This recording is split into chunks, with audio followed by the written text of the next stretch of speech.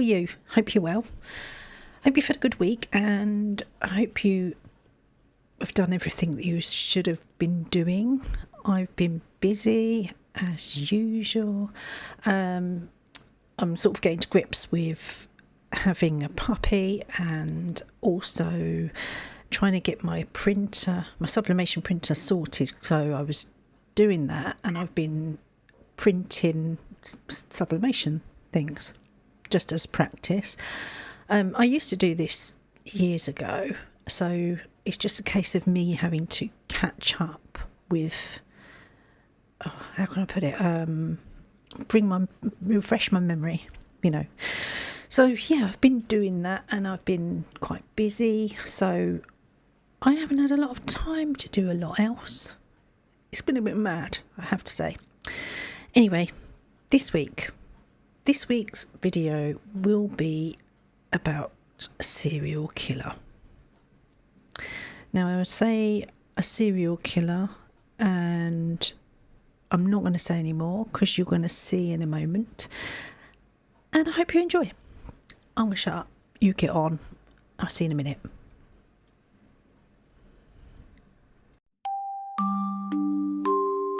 Jeffrey Dahmer was also known as the Milwaukee Cannibal, or the Milwaukee Monster. He was an American serial killer and a sex offender. He killed and dismembered 17 men and boys between 1978 and 1991. Now, many of his murders involved necrophilia, cannibalism, and a permanent preservation of body parts. Typically, this was all or part of the skeleton. Jeffrey was born in 1960. He was the first of two sons, and some people say that he was starved as attention as a child. But other sources, however, suggest that he was doted upon as a child by both his parents. As Jeff entered the first grade, his dad, Lionel, was kept away from home most of the time due to his studies. And when he was home, his wife, who suffered from depression, demanded constant attention, but also spent a lot of her time in her bed. On one occasion, she even attempted suicide. So because of this, neither parent spent a lot of time with their son. When later he recollected that from an early age he felt unsure of the solidarity of the family because of the arguments between his parents. From an early age, Dahmer showed an interest in dead animals. His fascination with dead animals had begun when he was the age of 4, and he saw his father removing animal bones from beneath the family home. According to Lionel, Jeff was oddly thrilled by the sound the bones made, and he became preoccupied with animal bones, which he initially called his fiddlesticks. He occasionally searched beneath the house and around the family home for additional bones. He explored the bodies of live animals to discover where their bones were located. In May 1968, the family moved to Bath Township, Ohio. This address was their third in 2 years, and the Dahmers' sixth address since marriage. The home stood in 1.5 acres of woodland, with a small hut just a short walk away from the house, where Dahmer began collecting large insects and skeletons of small animals, such as chipmunks and squirrels. Some of these remains were preserved in jars and stored within the hut. 2 years later, during a chicken dinner, Jeff asked Lionel what would happen if the chicken bones were placed in bleach. Lionel, pleased by what he believed to be his son's scientific curiosity, demonstrated how to safely bleach and preserve animal bones. Jeff incorporated these preserving techniques into his bone collecting. He also began collecting dead animals, including roadkill, which he would dissect and bury beside the hut, with the skulls occasionally placed atop as makeshift crosses. Now, according to one of his friends, Dahmer explained that he was curious as to how animals fit together. In one instance in 1975, Dahmer had decapitated the carcass of a dog before nailing the body to a tree and impaling the skull upon a stick in the woodland behind his house. As a prank, he later invited his friend to view the display, claiming that he discovered the remains by chance. The same year, Lionel taught his son how to preserve animal bones. Joyce, his mum, began increasing her daily consumption of Equinol, laxatives and sleeping pills, further increasing her emotional distance from her husband and her children. Now, from his freshman year at his high school, Dahmer was seen as an outcast. By age 14, he had begun drinking beer and hard alcohol in the daylight hours, frequently concealing his liquor inside the jacket he wore to school. When a classmate asked why he was drinking scotch in the morning history class, Dahmer shrugged and said alcohol was my medicine. When he reached puberty, Dahmer discovered that he was gay. He did not tell his parents this. In his early teens, he had a brief relationship with another teenage boy, although they never had intercourse. By Dahmer's admission, he began fantasizing about dominating and controlling a completely submissive male partner in his early to mid-teens, and his fantasies gradually evolved to his focusing on chests and torsos. These fantasies gradually became intertwined with dissection. When he was 16, Dahmer conceived a fantasy of rendering unconscious a particular male jogger that he found attractive, and then making a sexual use of his body.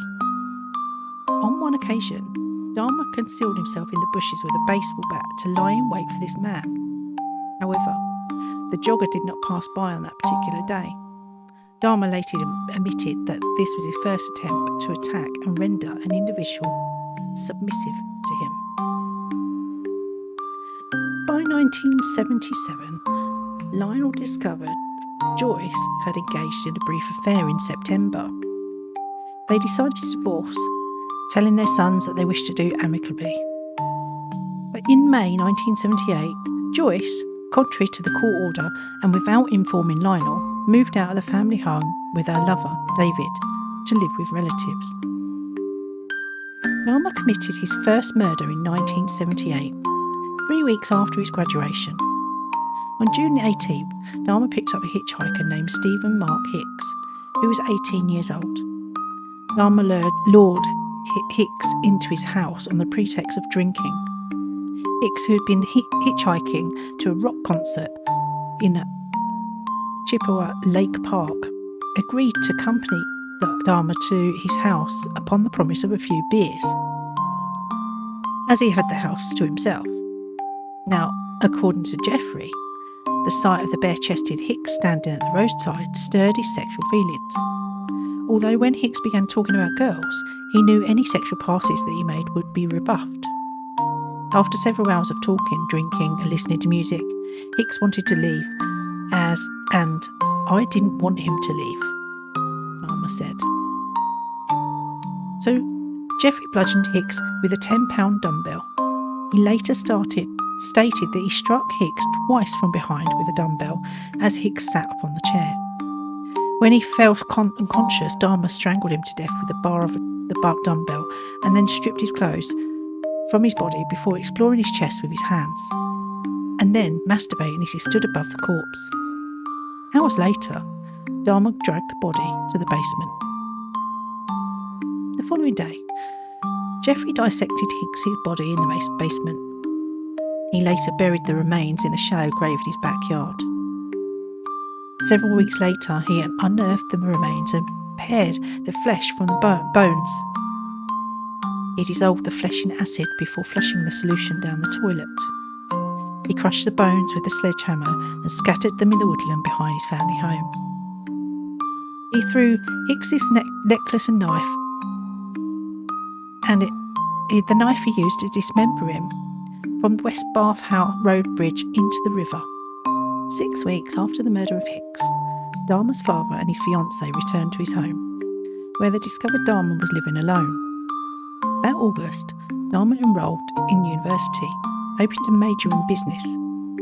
Dahmer's sole term was completely unproductive though, largely because of his persistent alcohol abuse. He failed his course, so in January 1979, on his father's urging, Dahmer enlisted in the United States Army. He underwent basic training before training as a medical specialist. Owing to Dahmer's alcohol abuse, his performance deteriorated, and in March 1981, he was deemed unsuitable for military service and was later discharged from the army. He received an honourable discharge, as his superiors did not believe that any problems Dahmer had in the army would be applicable to civilian life. After his return to Ohio, Dahmer initially lived with his father and his stepmother, and insisted on being delegated numerous chores to occupy his time while he looked for work. He continued to drink heavily, and 2 weeks after his return, he was arrested for drunk and disorderly conduct. He was fined $60 and given a suspended 10-day jail sentence. Dahmer's father tried unsuccessfully to wean his son off alcohol. In December 1981, he and his second wife sent him to live with his paternal grandmother, Catherine Dahmer. As she was the only family member to whom Dahmer displayed any positivity or affection, they hoped that both her influence and the change of location might persuade him to quit drinking, find a job and live responsibly. In early 1982, he found employment as a lobotomist in the Milwaukee Blood Plasma Center. He held his job for a total of 10 months before being laid off. Dahmer remained unemployed for over 2 years, during which he lived upon whatever money his grandmother gave him. Shortly before losing his job, Dahmer was arrested for indecent exposure. On the 8th of August 1982, at the Wisconsin State Fair Park, he was observed exposing himself on the south side of the Coliseum, in which 25 people were present, including women and children. For this incident, he was convicted and fined $50 plus court costs. He continued to live with his grandmother. His victims. 1987. November the 20th, Stephen Walter Tuomi, 25, was killed in a rented room in the Ambassador Hotel in Milwaukee. Dahmer claimed to have no memory of murdering him, yet he stated that he must have battered him to death when he was in a drunken stupor. His body was dismembered in the basement of his grandmother's house, and the remains discarded in the trash, although no remains were ever found. 1988. January the 16th. James Edward Doxtor. He was 14. Dahmer met him outside a gay bar in Wisconsin and lured him to West Alias on the pretext of paying him $50 to pose for nude pictures. Dahmer strangled James and kept his body in the basement for a week before dismembering him and discarding the remains in the trash. March 24th. Richard Guerrero, 22, drugged and strangled in Dahmer's bedroom at West Alias. Dahmer dismembered Richard's corpse in the basement, dissolved the flesh in acid and disposed of the bones in the trash. He bleached and retained the skull for several months before disposing of it. No remains were ever found. 1989. March 25th. Anthony Lee Sears, 24. Sears was the last victim who Dahmer drugged and strangled at his grandmother's residence. He was also the first victim of whom Dahmer permanently retained any body parts. He preserved his skull, and his genitals were found in a filing cabinet at 924 North 25th Street following Dahmer's arrest in 1991. 1990. May the 20th. Raymond Lamont Smith, also known as Ricky Beeks, 32. His first victim to be killed at Dahmer's North 25th Street apartment. Smith was a male sex worker whom Dahmer encountered at a tavern. Dahmer gave Smith a drink laced with sleeping pills, then strangled him on his kitchen floor. His skull was spray painted and retained. June the 14th. Edward Warren Smith, 27. A known acquaintance of Dahmer who was last seen and in his company at a party. Dahmer acidified Smith's skeleton. His skull was destroyed unintentionally, then placed in the oven in an effort to remove moisture. No remains were ever found. September the 2nd. Ernest Marquis Miller, 22. Miller was a dance student who Dahmer encountered outside a bookstore. According to Dahmer, he was especially attracted to Miller's physique. He was killed by having his carotid artery severed before being dismembered in the bathtub. Dahmer storing his entire skeleton in the bottom drawer of a filing cabinet, and his heart, liver, biceps, and portions of his thighs in the freezer for later consumption. September the 24th. David Courtney Thomas, 22.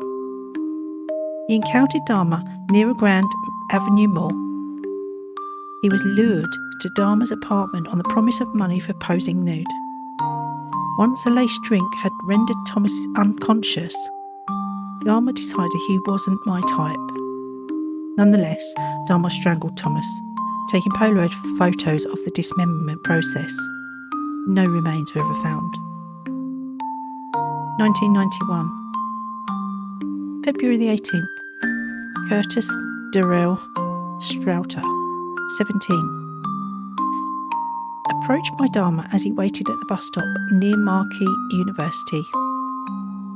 Dahmer lured Curtis straight to his apartment, where he drugged, handcuffed and strangled him before dismembering his body in the bathtub. He retained his skull, hands and genitals. April the 7th. Errol Lindsay, 19. The first victim upon who Dahmer practiced that what he later described to investigators as his drilling technique.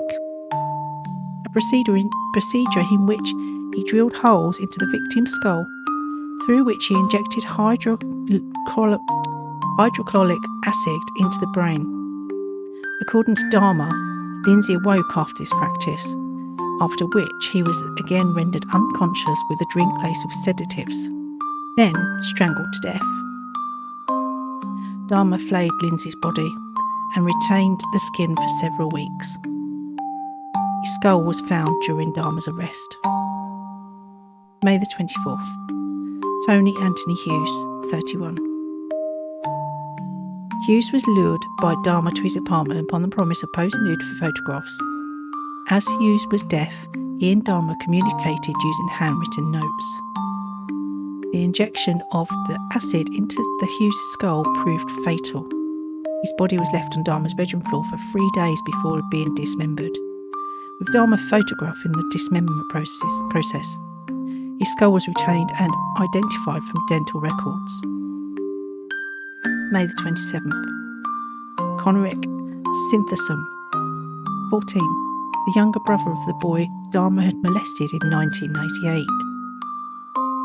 Dahmer drugged him and injected him with acid into his brain before leaving him unattended as he left the apartment to purchase beer.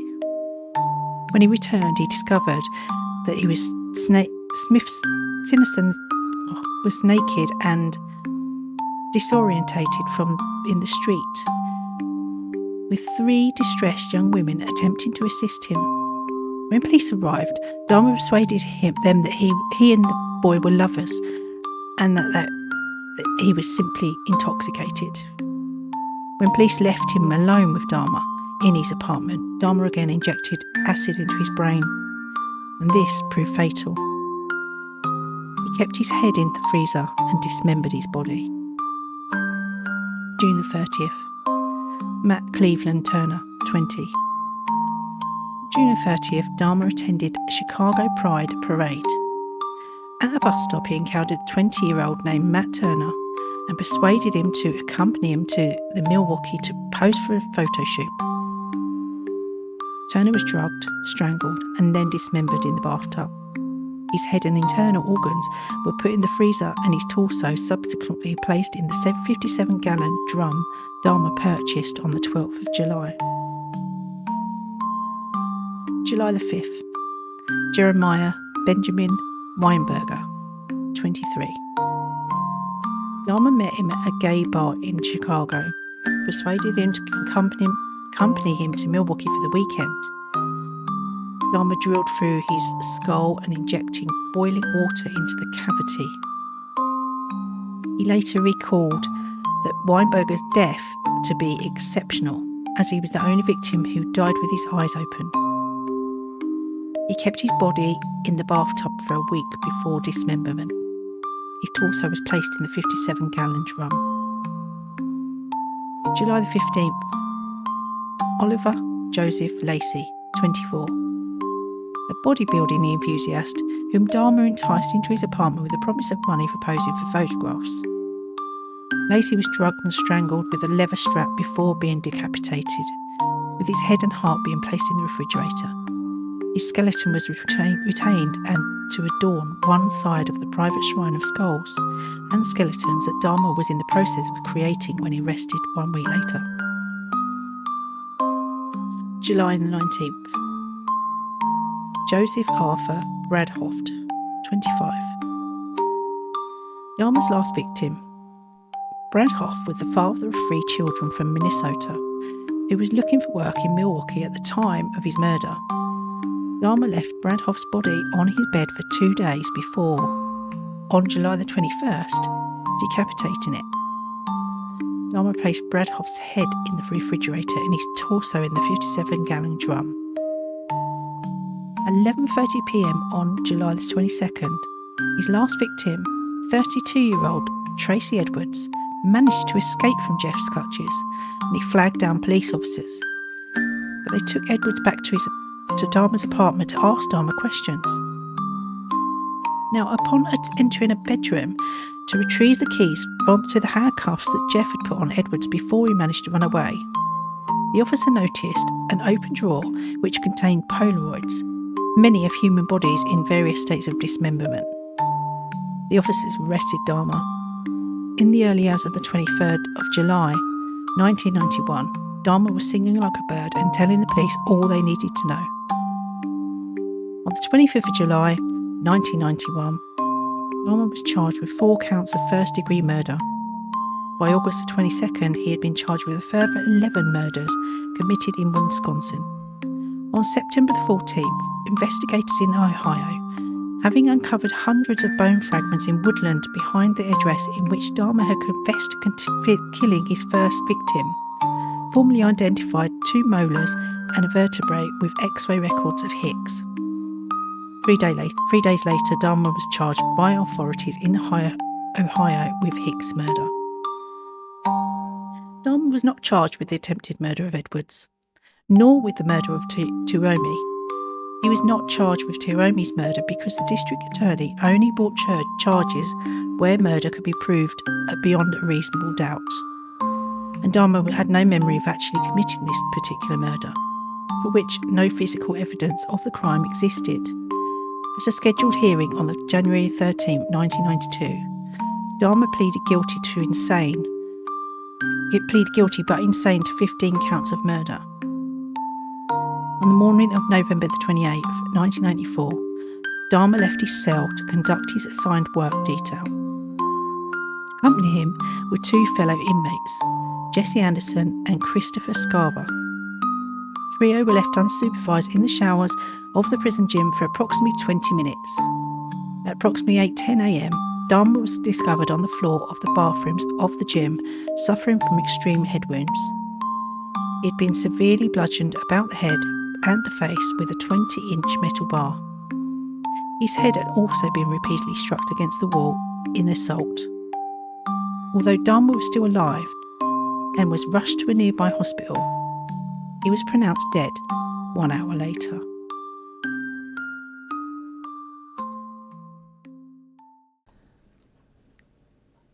So I hope you enjoyed that. Well, I say enjoyed, but how can you enjoy a serial killer? I mean, only as much as you can enjoy it, if you see what I mean. I hope you enjoyed my video, put it that way. And what did you think? What are your thoughts on this madman? I don't know if... How can I put it? I don't know if I'll ever get bored of doing serial killer videos, and that sounds really strange, but I think it's because I really I find it fascinating, like I said so many times before. So yeah, there's that. Anyway, I hope you enjoyed it, and I hope you come back again.